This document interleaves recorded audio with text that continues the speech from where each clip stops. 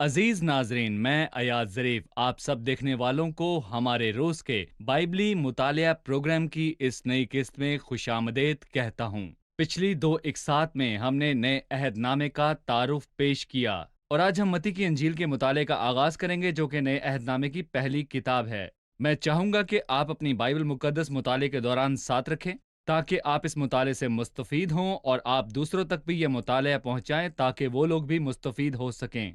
लेकिन प्रोग्राम के बाकायदा आगाज से पहले मैं खुदा के खादिम भाई यूसुफ को खुशामदीद कहूंगा बहुत शुक्रिया भाई। और दीगर मेहमानों को भी खुशामदीद। भाई, पिछली किस्त में हमने मती की अंजील का तारुफ पेश किया और इसके मुसन्निफ के बारे में बात की और ये कब लिखी गई, लिहाजा इसका निस मजमून क्या है, ताकि हम इंजील में मौजूद ज़्यादातर तालीमात को मुनज़्ज़म अंदाज से सीख सके। और आप हमें इसके बारे में बताइए, इसके अबवाब की तकसीम या मुख्तलिफ ख्यालात जिनका जिक्र है। अभी हम यहाँ पर स्क्रीन का इस्तेमाल करेंगे ताकि हम और नाजरीन इसे अच्छी तरह से समझ सकें। भाई, मती की इंजील के कितने हिस्से हैं? जी। इसको दो हिस्सों में तकसीम किया जा सकता है। मतलब मत्ती की अंजील को हम दो हिस्सों में तकसीम कर सकते हैं, या फिर चार में और छह में। ये दोहरी तकसीम इस तरह से है: पहले से 12वें बाब तक मसीह की आमद, अपनी कौम के लिए बतौर बादशाह और उसका तौबा का दावत देना, और 13वें बाब से 28वें बाब तक बादशाही और बादशाह का इनकार किया जाना, उसका जी उठना। और मत्ती 12-28 पहले हिस्से का खुलासा है।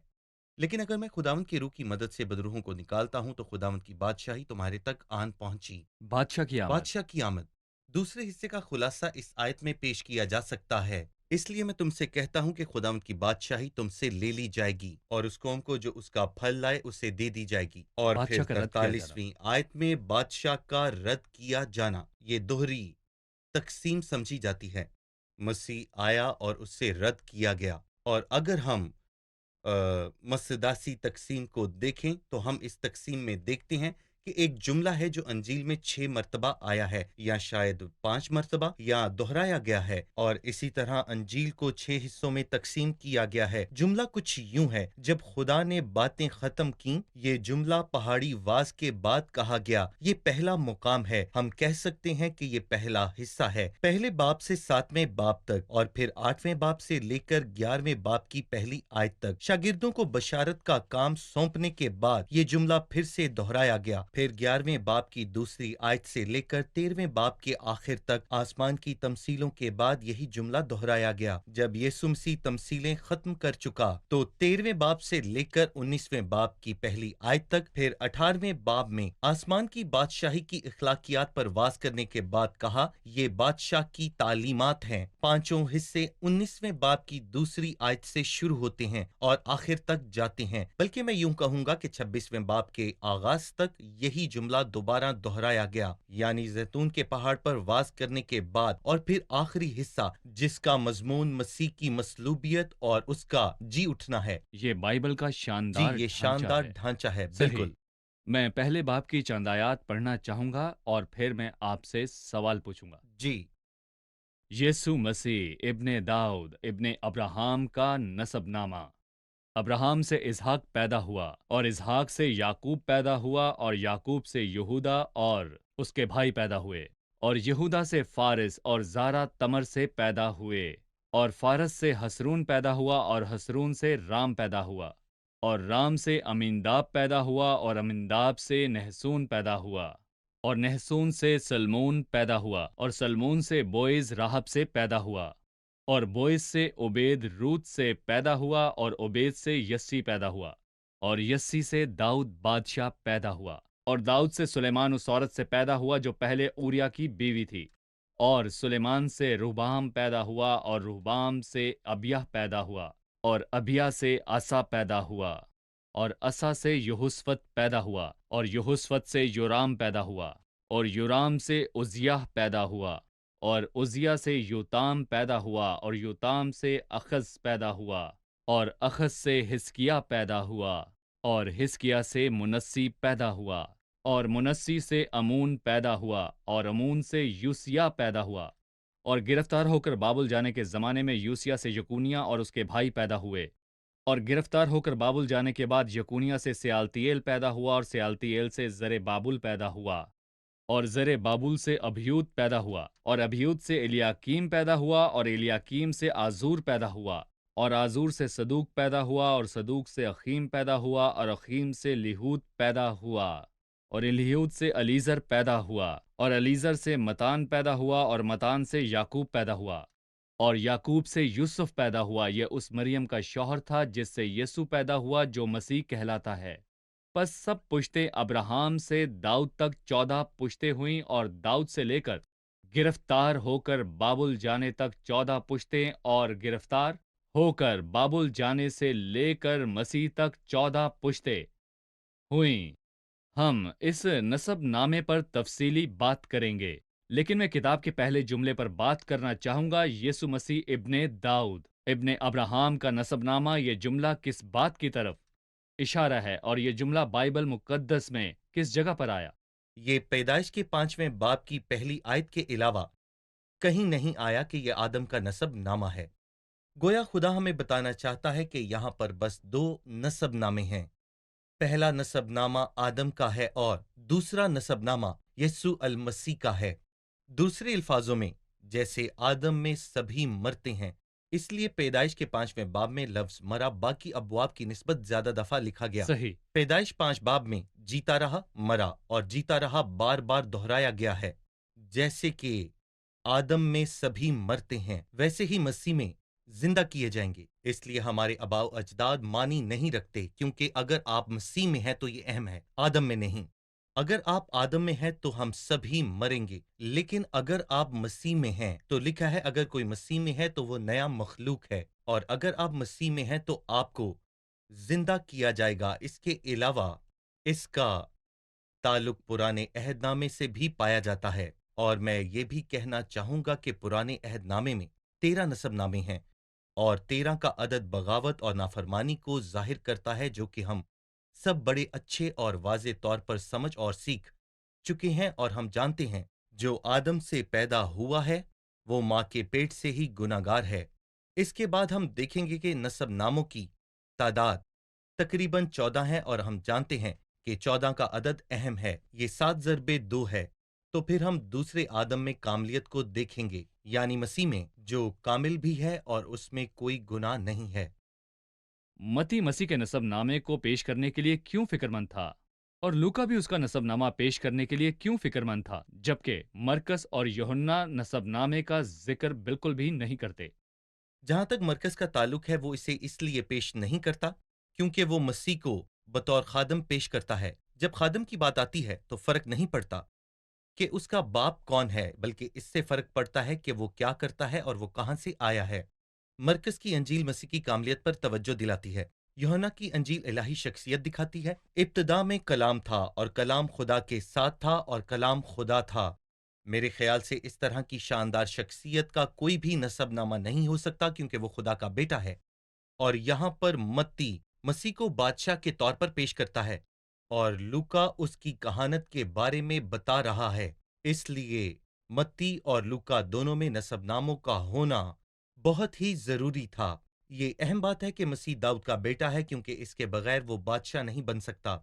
और जहां तक काहिन होने की बात है, उसे नसब नामों का इल्म होना बहुत ही जरूरी था। इसके बगैर वो काहिन नहीं बन सकता। सारा जलाल मसीह के लिए है। वो दाऊद का बेटा है, जिसके बारे में हम मत्ती के पहले बाब में वाज़े पढ़ सकते हैं। ये नसबनामा बहुत तवील है। ये नामों की फहरिस्त है जो कुछ लोगों के लिए पढ़ना बेजार कुन हो सकता है, लेकिन हम ये कहते हैं कि ये नहायत ही अहम है मसीह बतौर बादशाह के तारुफ के लिए, जो तख्त का वारिस है यहूदी जहन के एतबार से। सही। इसलिए ये लिखा है यीशु मसीह इब्ने दाऊद, इब्ने अब्राहम का नसबनामा। बताएं मसीह और दाऊद, मसीह और अब्राहम का क्या ताल्लुक है? अक्सर उसे इब्ने आदम भी कहा जाता है, और बाज मर्तबा खुदा का बेटा। वो इब्ने दाऊद है, या अब्राहम, या इब्ने आदम, या इब्ने खुदा? देखें, ये चारों ही दुरुस्त हैं। मैं इनकी वजाहत करूंगा। मैं नसबनामों के ताल्लुक से ये कहना चाहूंगा कि इन सब का इख्तिताम एक औरत पर होता है, जबकि आगाज 2 मर्दों से ये 3 हिस्सों में तकसीम किया गया है, और 4 खवातीन शामिल हैं। क्या वो इब्ने दाऊद है? यहाँ ये वाज़ेह है कि वो इब्ने दाऊद है, और दाऊद अब्राहम का बेटा है, इसलिए लिखा है कि अब्राहम? अब्राहम का बेटा। क्या वो आदम का बेटा है? जी हाँ, वो बेटा है, वो इब्ने आदम है। ہم یہ بات لوکا کی انجیل میں پڑھتے ہیں، وہ بتاتا ہے کہ مسیح آدم کا بیٹا ہے، وہ خدا کا بیٹا ہے۔ یوحنا کی انجیل مسیح کو بطور خدا کا بیٹا پیش کرتی ہے جو جسم میں ظاہر ہوا، وہ مسیح ہے۔ یہ چاروں لقب بھی رکھتے ہیں اور اس میں کوئی بھی حیرانی والی بات نہیں، کیونکہ مسیح کامل ہے۔ شکریہ، ہم ایک چھوٹے سے وقفے کے بعد دوبارہ حاضر ہوں گے۔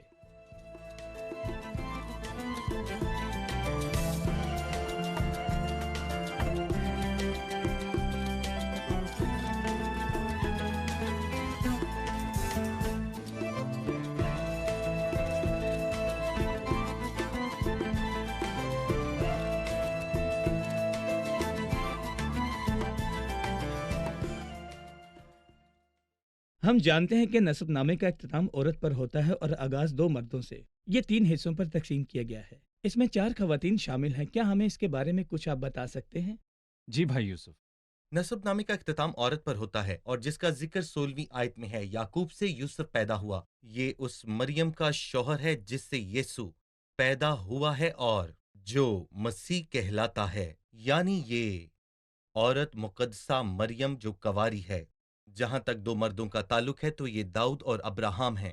نہ صرف یہ کہ داؤد چھوٹا ہے، یہ فطری ترتیب بھی ہے، بلکہ اس لیے مسیح متی کی انجیل کے مطابق ابن داؤد ہے، اور جب اسرائیل کے لوگوں نے اسے رد کیا اور مصلوب کیا تو وہ ابن ابراہام ہو گیا جو مذبح پر رکھا گیا، جسے نہ صرف اسرائیل اور اس کی قوم نے برکت پائی بلکہ سب نے پائی، تمام یعنی قوموں وہ نے۔ ابن داؤد ہے اسرائیل کے لوگوں کے ساتھ تعلق کے اعتبار سے، اسرائیل کے اور لوگ ابن ابراہام ہے تمام قوموں کے ساتھ، سب قوموں کے لیے، اور ابن بالکل۔ آدم وہ ابن آدم مخلوقات کے ساتھ تعلق کے اعتبار سے زبور 8 اور عبرانیوں کے دوسرے باب میں ہم دیکھیں گے کہ تمام کائنات تو نے اسے بیٹے کا اپنی اطلاق دستکاری پر کرتی تسلط ہے۔ بخشا۔ بالکل، تمام کائنات وہ خدا کا بیٹا ہے اور یہی سچ ہے۔ صحیح، ہم دوبارہ نسب نامے پر چلتے ہیں اور جانتے ہیں کہ اس کا اختتام عورت کے ساتھ ہوتا ہے جو کہ کنواری مقدسہ مریم ہے، اور اس کا آغاز 2 مردوں سے، داؤد اور ابراہام۔ ہمیں ان تینوں حصوں اور 4 خواتین کے بارے میں بتائیے۔ یہ 3 حصے ہیں جو داؤد سے ابراہام تک 14 پشتیں ہیں، داؤد سے بابل کی اسیری تک 14 پشتیں ہیں، اور بابل کی اسیری سے مسیح تک 14 پشتیں ہیں، اور یہاں الہام کے مطابق 14 کے عدد پر زور ہے، مطلب 14 کا نفس 7 ہے، مطلب اسے 2 سے ضرب دی گئی ہے، گویا وہ دوسرے آدم کی انسانیت پر زور دینا چاہتا ہے۔ ہم یہ کہہ سکتے ہیں کہ لفظ داؤد نسب نامے میں کلیدی لفظ ہے، یہ واحد شخص ہے جس کا نام 2 مرتبہ آیا ہے، اسے بادشاہ کے طور پر پیش کیا گیا، داؤد بادشاہ، اور صحیح، داؤد کے نام کا عبرانی میں مطلب دود ہے، دال واو دال۔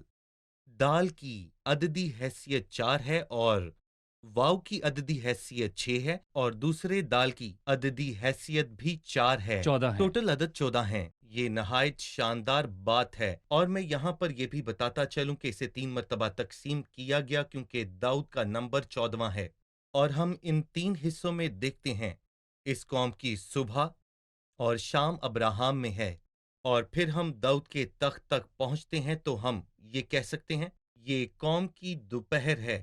دوپہر میں بھرپور روشنی ہوتی ہے، وہ روشنی جو ہم سب تک پہنچتی ہے، لیکن بعد ازاں غروب آفتاب پر روشنی محدود ہو کر رہ جاتی ہے، اور پھر یہی ہوا، وہ بادشاہ جو داؤد کے بعد آئے وہ راست نہ تھے، اور جب تک ہم یکونیا تک نہیں پہنچ جاتے، اور پھر بابل کی اسیری ہے جو کہ ایک تاریک رات ہے، اور ہم خدا کا شکر کرتے ہیں کہ فطرت کا تقاضا ہے کہ رات کے بعد دن آتا ہے اور روشنی ہوتی ہے، اور یہ طلوع صبح مسیح یسوع کی پیدائش پر ہوئی، اور پھر یہ تیسرا حصہ اور اس کے اختتام پر بابل کی اسیری کے بعد مسیح آیا، اور وہ ہم سب کے لیے اس دنیا میں آیا تھا۔ ہم سیکھتے ہیں کہ عورت کے تعلق سے نسب نامہ ختم ہوتا ہے اور 2 مردوں سے آغاز ہوتا ہے، اور یہ 3 حصوں میں تقسیم کیا جاتا ہے، لیکن 4 خواتین کے بارے میں کیا خیال ہے؟ 4 خواتین، اور یہ حیرت کن بات ہے کہ جب خواتین کی بات آتی ہے تو وہ سارہ جیسی خاتون کا ذکر نہیں کرتا، نہ ہی وہ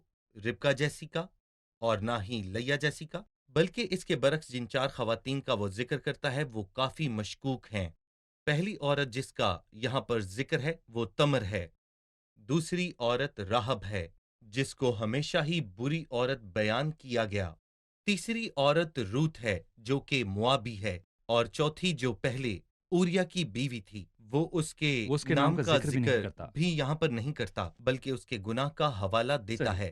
وہ ان 4 کا انتخاب کیوں کرتا ہے؟ میرا خیال ہے کہ اگر گناہ کا معاملہ نہ ہوتا تو ہمارا یسوع مسیح دنیا میں نہ آتا۔ کچھ لوگوں کو شرم محسوس ہوتی ہے، لیکن میں بالواسطہ یا بلا واسطہ یہی کہوں گا کہ حقیقی اور اخلاقی اعتبار سے اگر یہ گناہ کی بات نہ ہوتی تو یسوع مسیح دنیا میں کبھی نہ آتا۔ وہ کیوں کر آتا اگر سب راست ہوتے؟ اس نے کہا کہ میں راستوں کے لیے نہیں بلکہ میں گناہ گاروں کے لیے آیا کہ توبہ کریں۔ یہ بات سچ ہے اور ہر طرح سے قابل قبول ہے کہ مسیح یسوع گناہ گاروں کو نجات دینے دنیا میں آیا۔ یقیناً یہ فرضی قسم کا بیان ہے کہ اس کا اور جواب کیا نفی میں یہ ہے۔ ممکن نہیں تھا کہ لوگ راست باز ہو سکتے؟ کیونکہ صحیح۔ کچھ لوگ یہ بھی کہہ سکتے ہیں کہ اگر آدم نے گناہ کیا ہوتا تو کیا پھر بھی مسیح آ کر مر جاتا؟ لیکن یہ خیال کہ اگر آدم نے گناہ نہ کیا ہوتا تو پھر کیا ہوتا، یہ ہمیں معلوم نہیں، کیونکہ آدم سے گناہ ہونا ہی تھا۔ کس نے گناہ کیا؟ آدم نے گناہ کیا۔ یہ اچھا آدمی نہیں ہے، اور کون ہے جس نے گناہ نہیں کیا؟ جو بے گناہ ہے۔ صحیح، کون ہے جو ہمیشہ بھلائی کرے؟ کوئی ٹھیک نہیں۔ ہے۔ 4 خواتین جن کا ماضی قابل قدر نہیں ہے۔ ناقابل احترام، لیکن ہمیں اچھا سبق دیتی ہے۔ آخر تمر کو نسب نامے میں لایا کون تھا؟ گناہ۔ گویا وہ ہمیں بتانا چاہتا ہے کہ گناہ گار کے لیے امید ہے۔ راہب کو نسب نامے میں کون لایا؟ ایمان۔ گویا وہ ہمیں بتانا چاہتا ہے کہ گناہ گار بچ سکتا ہے لیکن ایمان کے بغیر نہیں۔ وہ ہمیں بتانا چاہتا ہے کہ موابی عورت جسے شریعت اجازت نہیں دیتی کہ وہ خدا کے لوگوں میں شامل ہو، کیا چیز موابی روت کو نسب نامے کا حصہ بننے پر مجبور کرتی ہے؟ یہ شریعت نہیں ہے بلکہ یہ روت پر خدا کا فضل ہے۔ گویا وہ یہ بتانا چاہتا ہے کہ گناہ گار ایمان کے وسیلے سے اور خدا کے فضل سے اپنے گناہوں سے نجات پائے گا۔ اوریا کی بیوی کے بارے میں کیا خیال ہے؟ ہمیں بتایا گیا ہے کہ وہ داؤد کی طرح بچایا گیا ہے، وہ کھوئے گا نہیں۔ ان 4 خواتین کا مطلب گناہ سے نجات پانا تھا۔ انسان ایمان اور فضل سے بچ سکتا ہے اور وہ اپنی نجات نہ کھوئے اس گا۔ عظیم فہرست میں جیسا کہ آپ نے اس نسب نامے کے خوبصورت پہلوؤں کو بیان کیا، لیکن کچھ ایسے جملے ہیں جو شاید بائبل پر اعتراض کرنے والوں کے لیے مسئلہ ہو سکتے ہیں۔ ہمارے لیے تو مسئلہ نہیں، کیونکہ خدا کی حکمت کو ہم جانتے ہیں کہ وہ کچھ واقعات اور ناموں کو ظاہر کرتا ہے اور کچھ کو پوشیدہ رکھتا ہے، اور یہی پاکرو کی حکمت ہے۔ اب 8ویں آیت میں مثال کے طور پر، اور اسا سے یہوسفت پیدا ہوا اور یہوسفت سے یورام پیدا ہوا اور یورام سے عزیہ پیدا ہوا۔ یہاں وہ کہتا ہے کہ یورام سے عزیہ پیدا ہوا۔ پہلی تواریخ 3 باب کی 11-12 آیت میں یورام اور عزیہ کے درمیان کچھ پشتے ہیں۔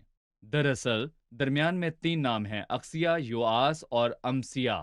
ان کا ذکر نہیں، انہیں نظر انداز کیا گیا۔ یا لکھنے والے کے لیے کوئی مسئلہ تھا، یا روح القدس ان کا ذکر نہیں کرنا چاہتا تھا۔ آپ اس پر کیا کہیں گے؟ یقیناً روح القدس کا یہی ارادہ تھا، ان کے نام بھلائے نہیں گئے تھے۔ بائبل مقدس کا مصنف روح القدس ہے، اس لیے کسی کا نام بھلایا نہیں گیا۔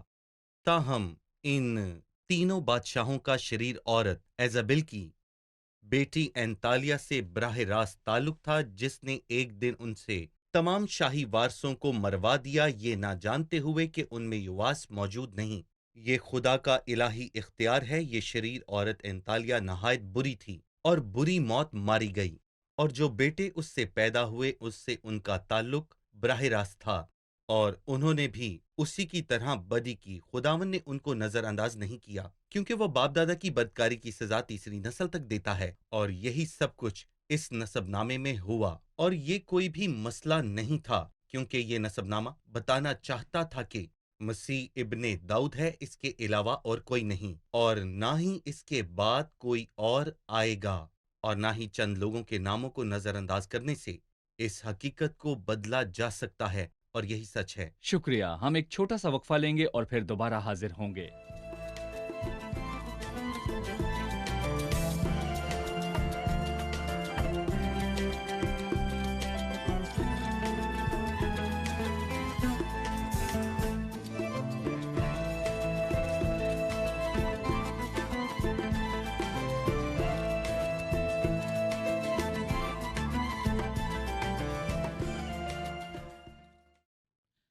متی پہلے باب کے نسب نامہ میں مریم کے شوہر یوسف کا ذکر ہے، لیکن یوسف مسیح کا باپ نہیں ہے، اس لیے اس کے ذکر کی کیا اہمیت ہے؟ جی بھائی، دراصل مسیح داؤد کے تخت کا قانونی وارث ہے یوسف کے ذریعے، کیونکہ بادشاہوں کے नसब नामे में यूसुफ शामिल है। यूसुफ उनसे था, और हम ये भी जानते हैं कि यूसुफ का मसीह की पैदाइश के साथ कोई भी ताल्लुक नहीं है। लेकिन जब मसीह पैदा हुआ तो यूसुफ की मंगनी मरियम के साथ हो चुकी थी, और मुदरजा झैल आयात हमें बताती हैं, रूहुल कुद्स खुदावंद के फरिश्ते ने कहा, ए यूसुफ, अपनी बीवी मरियम को अपने यहाँ ले आने से ना डर, क्योंकि जो उसके पेट में है वो रूहुल कुद्स की कुदरत से है। इसलिए जब उसने यीशु को जन्म दिया तो उसकी मंगनी यूसुफ के साथ हो चुकी थी, इसलिए उसका तख्त पर हक यूसुफ की तरफ से है। और अगर मसीह यूसुफ का बेटा ना होता तो ये यहूदियों के लिए एक मसला था कि वो वारिस कैसे होगा, क्योंकि वो शाही नस्ल यानी दाऊद की नस्ल से नहीं है। ये एक मसला था, लेकिन जब नसबनामा यूसुफ तक आता है जो तख्त का वारिस था, और ये भी सच है कि वो उस वक्त एक तरखान था, पर वो तख्त का वारिस था, और इसलिए मसीह यीशु को बादशाह और दाऊद का बेटा होने का हक मिला। भाई, हम 16वीं आयत में इल्हाम की दुरुस्तगी को देखते हैं। जी। ये जुमला जो कि सब आयात में दोहराया गया है, जिक्र यहाँ नहीं इसका है। जिक्र नहीं है। बिल्कुल। याकूब से यूसुफ पैदा हुआ, वो ये नहीं कहता कि यूसुफ से मसीह पैदा हुआ, बल्कि यूसुफ से याकूब जो उस मरियम का शौहर था जिससे यीशु पैदा हुआ, जो मसीह कहलाता है। यूसुफ का सही। इससे कोई ताल्लुक नहीं ताल्लुक है नहीं। मसीह की पैदाइश बिल्कुल। से। मैं चंद मुश्किल नकात की तरफ आना चाहूंगा। ये कुछ लोगों के लिए मसला है, लेकिन ये रूहुल कुद्स की हिकमत है जो फैसला करती है कि किसका नाम लिखा जाए। हमने इसका जवाब 8वीं आयत पर बात करते हुए दे दिया था। एक और मसला 11वीं आयत में है। लिखा है, और गिरफ्तार होकर बाबुल जाने के जमाने में यूसिया से यकूनिया और उसके भाई पैदा हुए। हम जानते हैं कि यकूनिया यूसिया का बेटा नहीं है, वो उसकी नस्ल से है। यूसिया और यकूनिया के दरमियान नामों को क्यों नजरअंदाज किया गया? इनके दरमियान जो नाम हैं, यहुआस, यहुकीम और सिदकिया, ये सब बड़े बादशाह थे। इसलिए मसीह ने उन्हें नजरअंदाज किया और रूहुल कुद्स ने उन्हें नसबनामे में नजरअंदाज किया। लेकिन इससे हकीकत पर फर्क नहीं पड़ता कि मरियम का शौहर यूसुफ शाही यानी दाऊद की नस्ल से था। वो शाही नस्ल का हिस्सा था, और यही सबसे अहम नुक्ताए नजर है। सही। अब यहाँ पर 12वीं आयत जो कि यकूनिया के ताल्लुक से है। यिर्मयाह की किताब में यकूनिया के ताल्लुक से कुछ अल्फाज हैं, मेरा ख्याल है 22वें बाब में, जो इस हकीकत के ताल्लुक से हैं। इस आदमी को बेऔलाद लिखो, क्योंकि उसकी औलाद में से कभी कोई ऐसा इकबालमंद ना होगा कि दाऊद के तख्त पर बैठे और यहूदा पर सल्तनत करे। कुछ लोगों के नजदीक बेऔलाद का मतलब हो सकता है कि यकूनिया की औलाद ना थी। बिल्कुल। तो कैसे मुमकिन है कि उसकी औलाद नसबनामे में शामिल है? वो किस लिहाज से बेऔलाद है? जी, दरअसल हम यकूनिया के ताल्लुक से यिर्मयाह के 22वें बाब की 30वीं आयत में वाज़ेह तौर पर पढ़ते हैं। खुदावंद यूं फरमाता है कि इस आदमी को बेऔलाद लिखो जो अपने दिनों में इकबालमंदी का मुंह न देखेगा, और कहता है क्योंकि उसकी औलाद में से कोई भी ऐसा इकबालमंद ना होगा जो दाऊद के तख्त पर बैठे और यहूदा पर सल्तनत करे। इसलिए बेऔलाद का यहाँ पर यह मतलब है कि इसका कोई भी बेटा दाऊद के तख्त पर नहीं बैठेगा। यूसुफ किस नस्ल से था? वो नहीं नहीं बैठा। बैठ पाया, लेकिन मसीह का यूसुफ से कोई ताल्लुक ना था। ये नबूवत की तकमील है। अगर मसीह फितरी एतबार से यूसुफ का फर्जंद होता तो ये नबूवत कभी भी पूरी ना होती, और मसीह ने यूसुफ के जरिए तख्त तक रसाई हासिल की। लेकिन मैं यहाँ पर यह भी बताता चलूं कि यूसुफ का मसीह की आमद से कोई ताल्लुक नहीं था, बिल्कुल भी नहीं। और लिखा है कि गिरफ्तार होकर बाबुल जाने के जमाने में यूसिया से यकूनिया और उसके भाई पैदा हुए। जी। बाबल की असीरी ने दाऊद के तख्त को खत्म कर दिया, क्योंकि कौमों के वक्त का आगाज हुआ। जी। और फिर यकूनिया के बाद सियालतीएल और जरेबाबल आए, लेकिन जरेबाबल बादशाह ना था, बल्कि जरेबाबल गवर्नर था। बिल्कुल। वो भी फारस के बादशाह के मातहत। बिल्कुल। कोई बादशाह दाऊद के तख्त पर बैठा नहीं जब तक कि मसीह ना आया, और यही उसका सच है। यकुनिया से ताल्लुक ना था। बिल्कुल। यकूनिया के साथ कोई ताल्लुक नहीं है। यहू याकीन। कुछ भी नाम हो, यकूनिया या यहू याकीन, मेरा ख्याल है कि किसी दौर में उसे कुनिया भी कहा गया। उसके नाम से खुदा का नाम हटा दिया गया क्योंकि वो बुरा शख्स था। लेकिन खुदा ने यहू याकीन के आखिरी आयाम में बहुत मेहरबानी का बर्ताव किया। लेकिन शाह बाबल ने उसे कैद से निकालकर इज्जत बख्शी और उसकी कुर्सी को उन सब बादशाहों में जो बाबल में उसके साथ थे सबसे बुलंद मुकाम में रखवाया, और बादशाह की तरफ से उसे ताहयात वजीफा मिलता रहा था। और इसको हम यिर्मयाह के आखिरी बाब में बड़े वाज़े तौर पर पढ़ सकते हैं। बाइबल एक भरपूर किताब है और बाइबल का मुतालिया बहुत दिलचस्प है। हमें अभी मत्ती की अंजील के ताल्लुक से और भी बात करनी है। हमारे प्रोग्राम का वक्त खत्म हुआ चाहता है। अब हम मेहमानों से राय जानेंगे। आज के प्रोग्राम से आपने क्या सीखा? वो 4 खवातीन जिनका नसबनामे में जिक्र है, यानी तमर, राहब, रूत और उरिया की बीवी, हमने देखा कि गुनाहगार ईमान के वसीला से फजल से निजात पाता है और जो शख्स निजात पाता है वो अपना ईमान नहीं खोता। ठीक है, शुक्रिया। मत्ती की अंजील में मसीह के नस्बनामा का जिक्र है जो मसीह को बादशाह के तौर पर पेश करता है। लूका की अंजील में भी इसका जिक्र है जो मसीह को काहिन के तौर पर पेश करता है। यूहन्ना की अंजील में इसका जिक्र नहीं क्योंकि यूहन्ना इसे खुदा के अज़ली बेटे के तौर पर पेश करता है। इसी तरह मरकज़ की अंजील में भी जिक्र नहीं क्योंकि वो मसीह को बतौर खादम पेश करता है और इसकी बतौर खादम कामयाबियाँ इसके नस्बनामा से ज़्यादा अहम हैं। मत्ती की अंजील के मुताबिक यूसुफ का मसीह की पैदाइश से कोई ताल्लुक नहीं क्योंकि वो औरत की नस्ल से है। यहाँ लिखा है कि याकूब से यूसुफ पैदा हुआ, ना कि यूसुफ से मसीह पैदा हुआ। लेकिन मरियम का शौहर यूसुफ, जिससे यीशु पैदा हुआ, जो मसीह कहलाता है। शुक्रिया, खुदा आपको बरकत दे। भाई यूसुफ, आपका खुदा भी बरकत शुक्रिया। दे। अजीज नाजरीन, आज की किस्त में हमने अपने खुदावंद यीशु मसीह के नसबनामे के बारे में बात की। बाइबल कहती है यीशु मसीह इब्ने दाऊद इब्ने अब्राहम का नसबनामा है। हमने मसीह और दाऊद के दरमियान ताल्लुक के बारे में सीखा कि वो दाऊद की जगह और उसके तख्त का हकीकी वारिस है। शायद आप यहूदी मजहब से बाहर के हैं और इसराइली नहीं हैं। शायद आपका उन लोगों के साथ कोई लेना देना नहीं है जिनका खुदावंद के साथ बतौर दाऊद के बेटे के ताल्लुक है और उन्होंने उसे रद्द कर दिया। मैं आपको बताना चाहता हूं कि मसीह अब्राहम का बेटा है, जिसके ताल्लुक से बाइबल कहती है कि तेरी नस्ल के वसीले से जमीन की तमाम कौमें बरकत पाएंगी। मसीह तमाम दुनिया के लिए है, चाहे आपकी जो भी कौमियत है, चाहे कोई भी मजहबी पसमंजर है, चाहे आपके जैसे भी हालात हों। मसीह आपके लिए आया, वो पूरी दुनिया के लोगों के लिए आया। यूहन्ना 3 में लिखा है, खुदा ने दुनिया से ऐसी मोहब्बत रखी कि उसने अपना इकलौता बेटा बख्श दिया। आपको फैसला करना है कि मसीह आपके लिए क्या है। अगर आप मसीह पर सिर्फ बतौर उस्ताद और नबी के ईमान रखते हैं तो फिर आपको अब्दी नजात नहीं मिलेगी और आप अब्दी जिंदगी से लुत्फ नहीं उठा सकेंगे। अगर आप मसीह को सिर्फ रहनुमा के तौर पर पसंद करते हैं, बतौर उस्ताद और इस्लाह करने वाले के तौर पर, तो आपको कुछ हासिल नहीं होगा, बल्कि मसीह की जिंदगी आपको मुजरिम ठहराएगी। लेकिन हमें मसीह से कैसे फायदा हासिल करना है, जो पैदा हुआ, जिंदा रहा, मर गया और फिर फतामंदी से जिंदा हो गया। अपना दिल निजात दहिंदा को कबूल करने के लिए खोल दें ताकि वो आपकी जिंदगी का मालिक और खुदावंद हो। मसीह के पास आएं, उसे कबूल करें। अगले प्रोग्राम में फिर मुलाकात होगी। खुदा आप सबको बरकत दे।